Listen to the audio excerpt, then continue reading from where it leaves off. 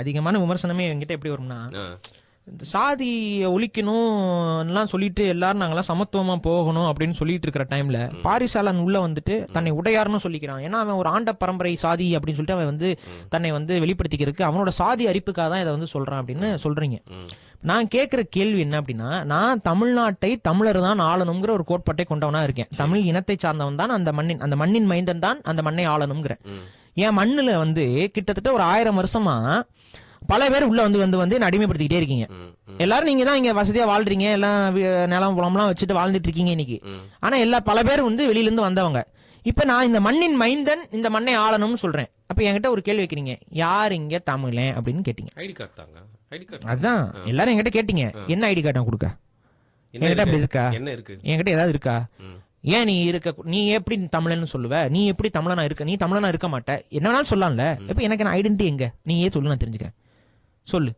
இப்ப நான் தமிழ்நாட்டை தமிழன் ஆளணும். நீ ஏன் சொல்ற? நீ தமிழன் இல்ல, ஆனா தமிழன் ஒருத்தர் இருக்கான், அது ஒவ்வொரு தமிழனுக்கு தெரியும், சொல்லு. இப்ப நான் தமிழ்நாட்டை தமிழன் ஆளணும்ங்கிறேன். தமிழன் ஒரு இத்தனை இல்லவே இல்லைன்னு நீ சொல்ற. நீ ஏன் சொல்ற? நீ தமிழன் இல்ல, ஆனா தமிழன் ஒருத்தர் இருக்கான், அது ஒவ்வொரு தமிழனுக்கு தெரியும்.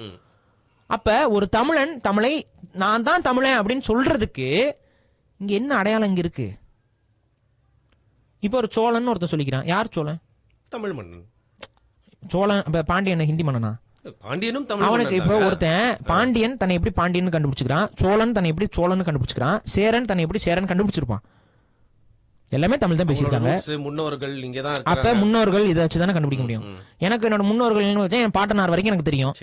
இல்ல அதுக்கு மேலனா ஒரு 2 ஜெனரேஷனுக்கு மேல வரைக்கும் போலாம், அதுக்கு மேல எதுவும் தெரியாது. அப்ப வெறும் அந்த அவங்களை வச்சு மட்டும் என்னால கண்டிக்க முடியாது. அப்ப ஒரு குலதெய்வம்னு ஒண்ணு இருக்கு, எனக்கு ஒரு ட்ரெடிஷன்ல குலதெய்வம்னு ஒட்டிக்கிட்டு இருக்கு. ஏன்னா எங்களோட குலத்துல இருக்கவங்க எல்லாம் அந்த சாமியா கும்பிடுறாங்க. அதுலயே புரிஞ்சிருச்சு, இப்ப குலதெய்வம்னு வந்துரும்போதே அது ஒரு குலத்துக்கான சாமிங்கிறது தெளிவா தெரிஞ்சிருச்சு. அப்ப எனக்கு நான் தமிழன் அப்படிங்கறத நான் இங்க உறுதியிட்டு சொல்லணும்னா என்கிட்ட இருக்கக்கூடிய ஒரே ஒரு அடையாளமாக ஒரு தொடர்பாக ஒரு தொடர்ச்சியாக இருப்பது என்ன அப்படின்னா என்னுடைய குடி மட்டும் தானே. இதெல்லாம் உங்களோட ஐடென்டிட்டி கார்டு இல்லையா? என்னோட ஒரு ஐடென்டிட்டி கார்டா அதை நான் யூஸ் பண்ணி தான் ஆகணும். அப்ப இங்கதான் வந்து கேஸ்ட் அபாலிஷனுக்கு எதிராக ஏன் நான் இருக்கேங்கிறத நான் சொல்றேன். ஏன் அப்படின்னா கேஸ்ட் அபாலிஷன் எதனால பேசுறீங்க? சாதிகளுக்குள்ள ஏற்றத்தாழ்வு இருக்கு, சாதிகளுக்குள்ள பகைகள் இருக்கு, அதனால கேஸ்ட் அபாலிஷ் பண்ணணுங்கிறாங்க. சரி, ஓகே. மதங்களுக்குள்ள இது இருக்கா இல்லையா? இருக்கு. ஏன் ரிலிஜியஸ் அபாலிஷ்மெண்ட் பத்தி ஏன் பேசல? அது சாமிங்க. ஏன் பேசல? லாஜிக் படி ரெண்டுக்குள்ளயும் பிரச்சனை இருக்கு, ரெண்டுக்குள்ளயும் போர்கள் நடந்திருக்கு, ரெண்டுக்குள்ளயும் சர்ச்சரவுகள் இருக்கு, ரெண்டுக்குள்ளயும் ஏற்றத்தாழ்வு இருக்கு. இஸ்லாமியனை ஒரு மாதிரி பாக்குறாங்க, கிறிஸ்தவர் ஒரு மாதிரி பாக்குறாங்க, இந்துக்களை ஒரு மாதிரி பாக்குறாங்க. இந்த மாதிரி மதங்களுக்குள்ள ஏற்றத்தாழ்வுகள் இருக்கு. இப்ப மதங்களை ஒழிக்கலாமா?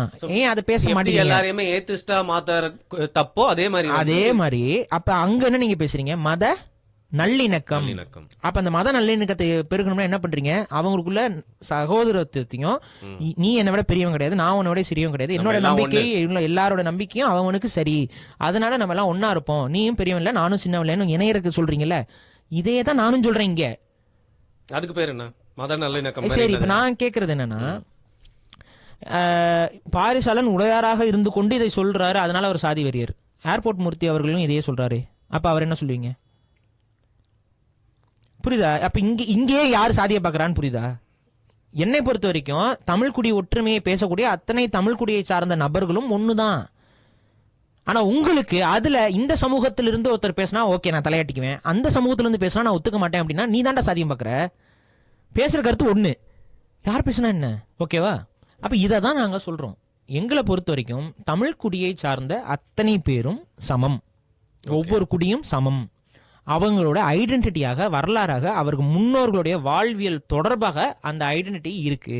நாளைக்கு தமிழ் தேசிய அரசு அமையும் பொழுது அந்த ஐடென்டிட்டி என்பது காக்கப்படும், அந்த ஐடென்டிட்டிக்கு தகுந்த ரிசர்வேஷன் கொடுக்கப்படும், அந்த ஐடென்டிட்டிக்கு தகுந்த வேலை வாய்ப்பு கொடுக்கப்படும். இன்னைக்கு அதெல்லாம் கொடுக்கப்படுறதில்ல. போராட்டம் என்பது அதிகரித்து கொண்டே இருக்கிறது. ஒவ்வொருத்தவங்களும் எங்கள் சாதிகள் வந்து இடஒதுக்கீட்டில் வீழ்த்தப்பட்டிருக்கிறோம், இடஒதுக்கீடு எங்களுக்கு போதுமான அளவு கிடைக்கல. நான் இப்படியே கேட்கிறேன், சாதி ஒழிப்புன்னு சொல்லிட்டு யாரெல்லாம் பேசுறா சொல்லுங்க? தலித்தியவாதிகள் பேசுறாங்க, திராவிட குரூப் பேசுறாங்க, பெரியாரிஸ்ட் இவங்க, கம்யூனிஸ்ட் இவங்க எல்லாம் பேசுறாங்க. இப்ப இவங்க எல்லாருமே ரிசர்வேஷன் வேணும்னு கேக்குறாங்களா இல்லையா? கண்டிப்பா வேணும். நானும் கேக்குறேன், வேணும். எனக்கு அதுல மாற்று கருத்தே இல்ல. இது முடிச்சோம் நம்ம சொல்லிடுறேன். சோ நானும் கேக்குறேன், ரிசர்வேஷன் வேணும். சரி, இப்ப இந்த சாதி எல்லாம் முடிச்சுட்டு எப்படி ரிசர்வேஷன் கொடுப்பீங்க? எனக்கு அதுக்கு மட்டும் பதில் தெரியணும்.